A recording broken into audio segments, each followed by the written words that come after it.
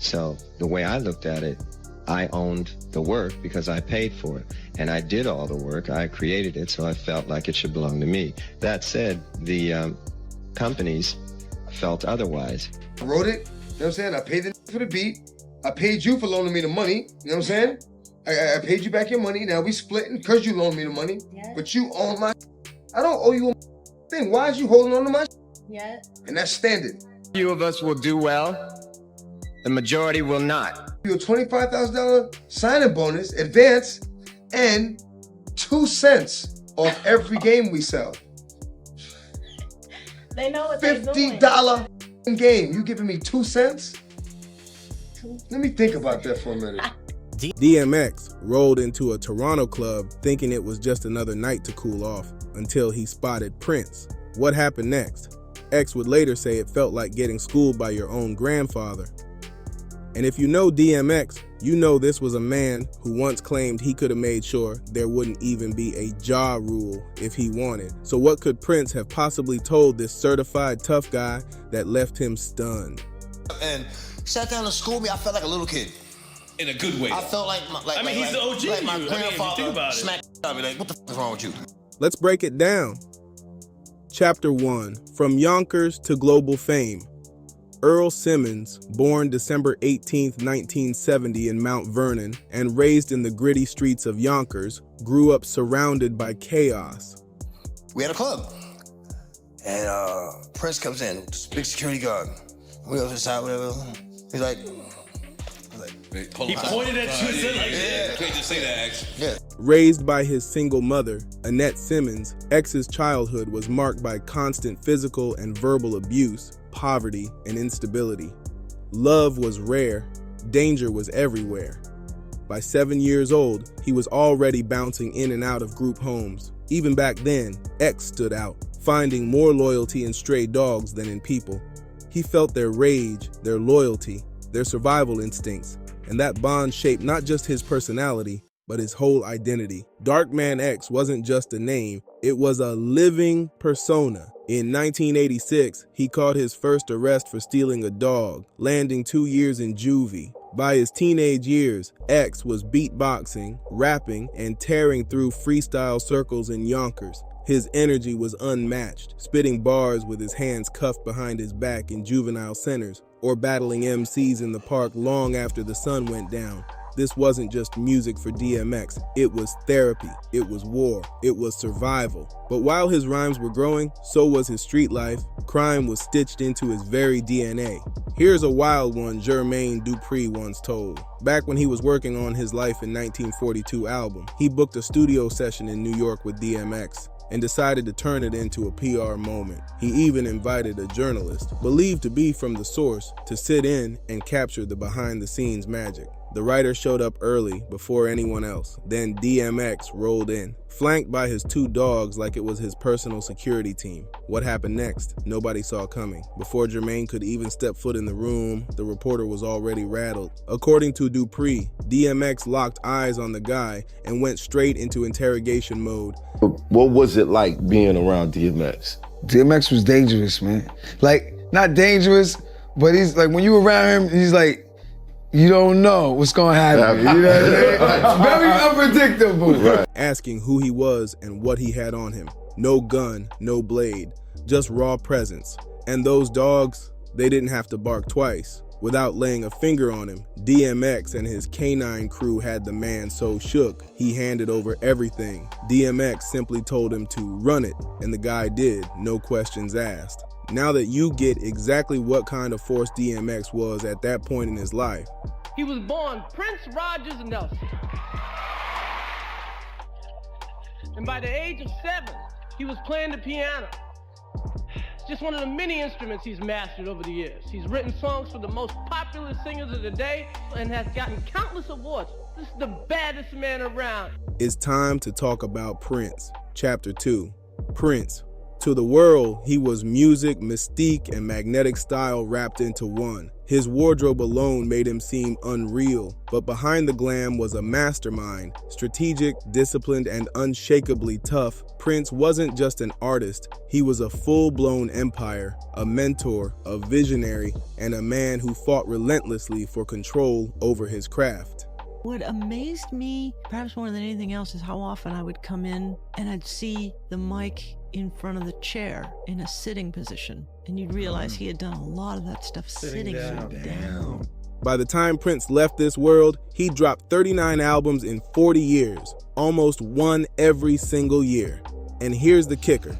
He's believed to have written anywhere from 500 to over 1,000 songs, with stacks of them still locked away in his legendary vault. The stuff you'd hear coming from the door. Wow. But see, Prince he would have the one track, so if he made a mistake, he'd roll back, but so often it would be one pass, and then you'd hear him doing the backing harmonies. Prince didn't just make music, he lived in the studio. He could finish an album in a week or knock out an entire song, vocals, instruments, mixing, all in a single day. But it wasn't just speed, it was the energy. Engineers say Prince would go 40 hours straight in a creative zone, chasing that raw emotion. Many times he'd keep the very first or second take, not because it was flawless, but because it was real. Prince signed with Warner Brothers as a teenager, and by 1978, he dropped his debut album, For You. And get this, he didn't just sing. He wrote it, produced it, arranged it, played every instrument, sang every note, and even engineered it himself. Warner tried assigning him an executive producer, but Prince shut that down instantly. Total control or nothing, that became his trademark. His big explosion came in 1984 with Purple Rain, the film and the album, shooting him into worldwide superstardom. Tracks like When Doves Cry, Let's Go Crazy, and the epic Purple Rain proved he wasn't following anyone's rules but his own. And the style, just as daring as the sound, Prince blurred every line, gender, fashion, expectations, all of it. Over the years, he had around 3,000 custom high heels made by Andre No. 1, most in one signature shade, purple. These weren't just for show. Prince's heels had reinforced soles built to survive his explosive high-energy performances. Forget high-tech gimmicks like 3D scanning. Prince wanted everything handmade, authentic, and crafted with feel, not formulas. At his Paisley Park compound, his outfits came straight from in-house designers who worked off his late-night sketches and spur-of-the-moment ideas. Lace, sequins, bold silhouettes, raw stitching. He wore it all like living art. But behind the shimmer, a war was brewing. By the late 80s and early 90s, Prince's patience with Warner Brothers was wearing thin. The label's one album per year rule made no sense for a man who could write a new track before breakfast, so he struck back, launching Paisley Park Records in 1985, then NPG Records later on. By 1993, the battle exploded. Prince changed his name to an unpronounceable symbol and began showing up with the word slave painted across his face. This wasn't shock value, it was a statement. To him, it was simple. If you don't own your masters, your master owns you. In 1996, after fulfilling his final obligations, Prince declared emancipation and walked away free. His new label gave him the power to drop music on his terms, even direct-to-fan releases like the NPG Music Club and Lotus Flow 3R, and he didn't just write songs. As long as you're signed to a contract, you're going to take a minority share of the winnings. Prince composed, arranged, produced, engineered, and played every instrument on many of his albums. From Dirty Mind to his self-titled classic, he often handled it all alone. Rock, funk, pop, jazz, electronica, he blended them inside a single track.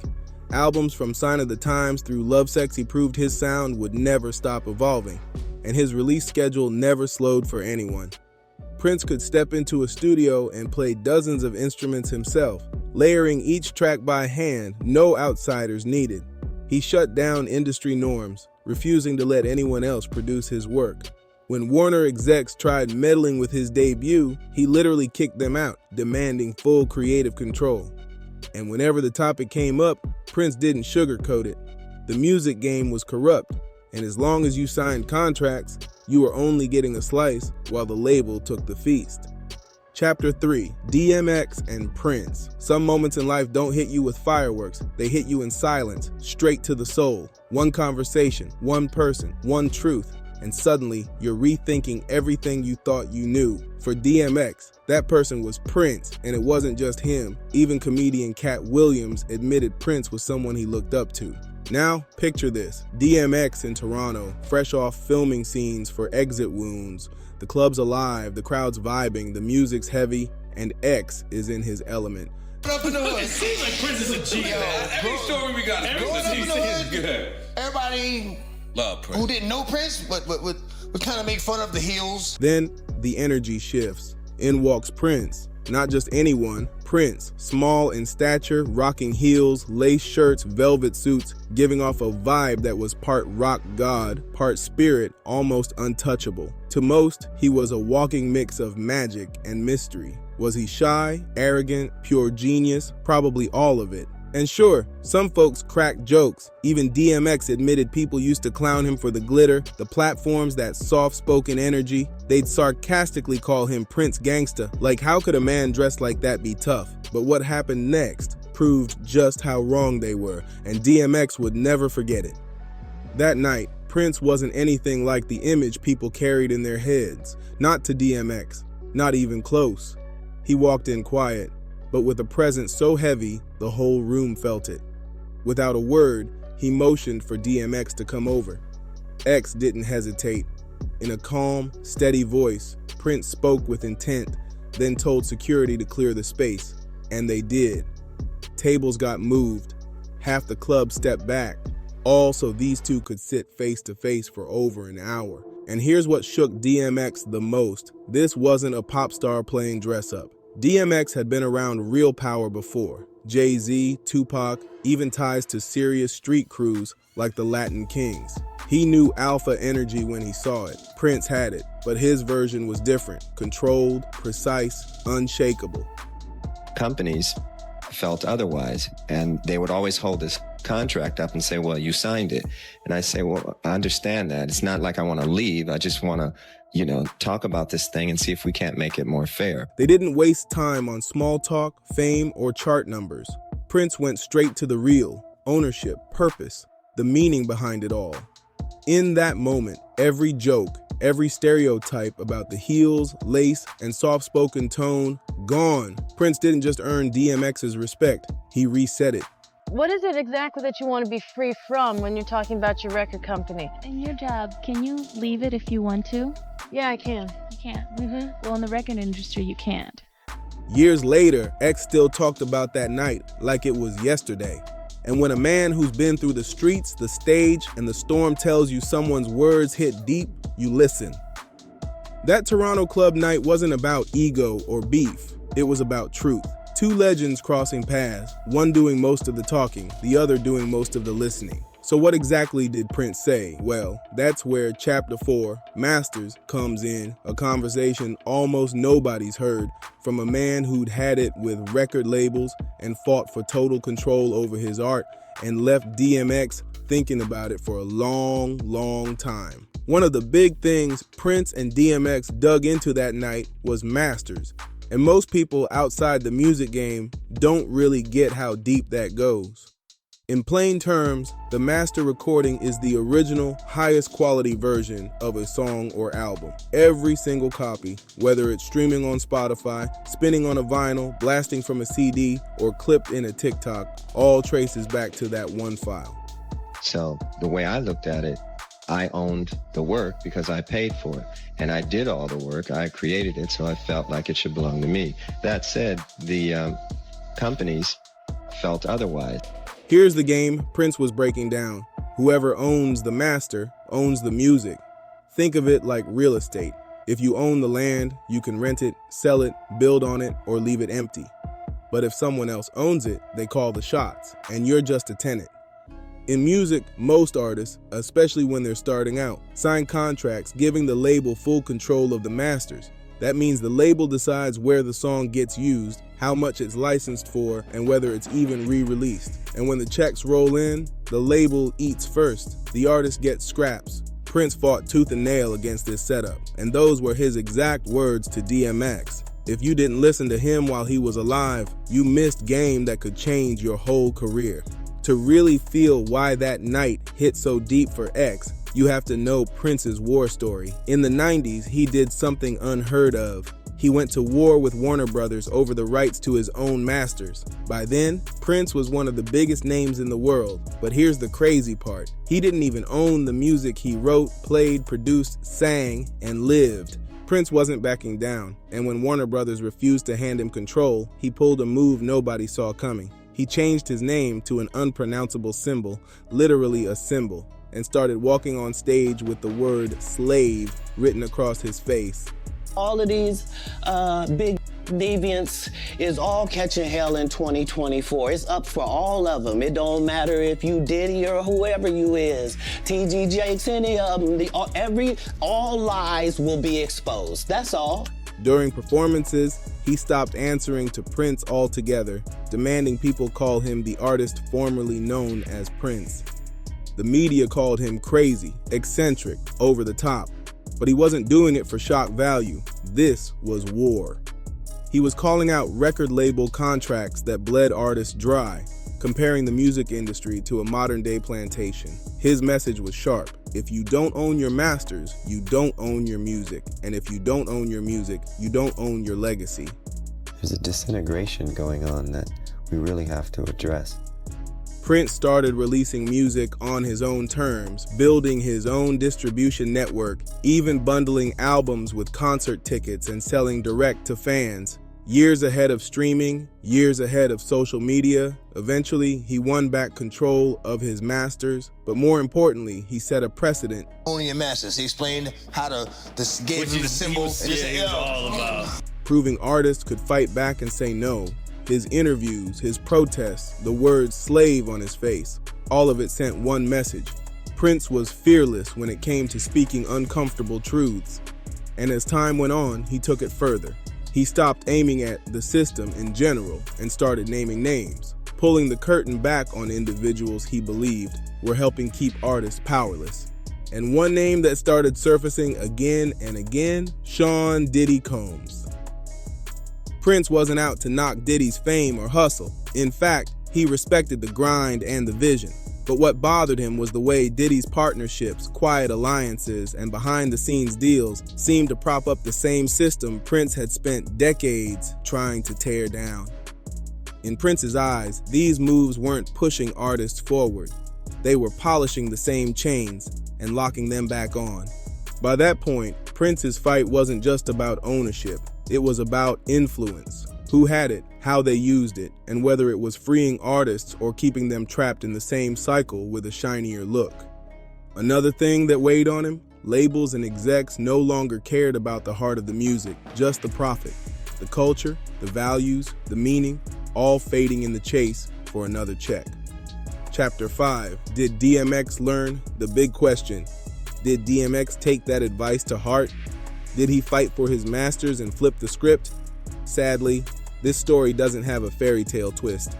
That night with Prince was powerful, but it didn't instantly rewrite DMX's career, not because he didn't want it, but because by then, the damage was already done.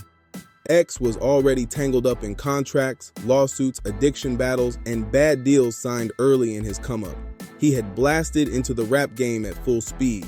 5 multi-platinum albums in under 3 years, a record most rappers still can't touch. But behind the platinum plaques and sold-out tours, the truth was ugly. DMX didn't own his masters. Some of his biggest anthems, Rough Riders Anthem, Slippin', Party Up, were locked up under label control. Once an artist signs away their masters early in their career, getting them back becomes a long, brutal, and often impossible fight. Even after that sit-down with Prince, DMX didn't have the financial muscle or legal firepower to undo those early deals. And the truth is, the industry isn't designed for artists to take their power back, especially when they're battling personal demons on top of it. I wrote it, you know what I'm saying? I paid the for the beat. I paid you for loaning me the money, you know what I'm saying? I paid you back your money. Now we splitting because you loaned me the money, but you own my I don't owe you a thing. Why is you holding on to my Yeah. And that's standard. By 2013, the crack showed in the harshest way. DMX filed for bankruptcy.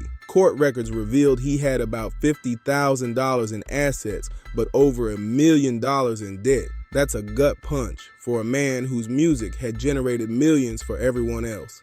He owed back child support, legal fees, and taxes, and his criminal record made booking shows harder, cutting off one of his last major income streams.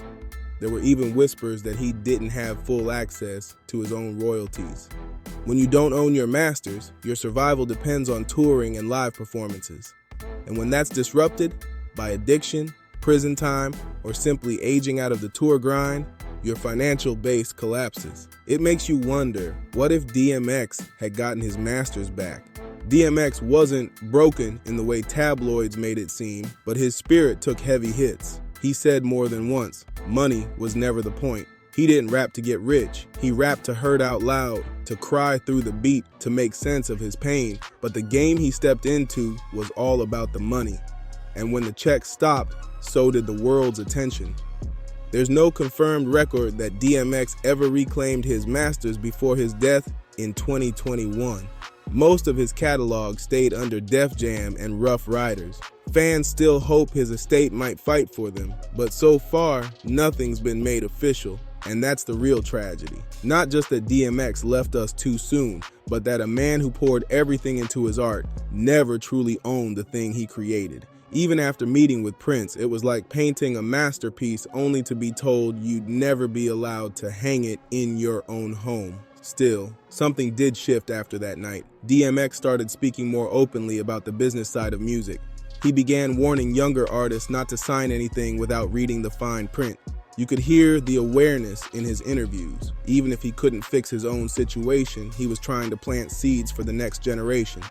That's what made Prince's message timeless. It wasn't just for DMX, it was for every artist out there, for the ones already standing tall and the ones still coming up from nothing, for every kid with a mic and a dream thinking a record deal is the finish line. Prince made DMX look inward, and DMX started pushing others to be more than just voices on wax. He wanted them to own those voices. In the end, the story of DMX and Prince isn't just about music. It's about legacy. It's about what you protect, what you leave behind, and how you carry your name when the world wants to buy and sell it like any other product. Prince showed DMX that being a gangster isn't just surviving the streets, it's surviving the industry. DMX may not have lived long enough to own it all, but he lived long enough to understand it. And sometimes that awakening is the real victory. Make sure you subscribe, share, comment, and like this video so more people hear the real story.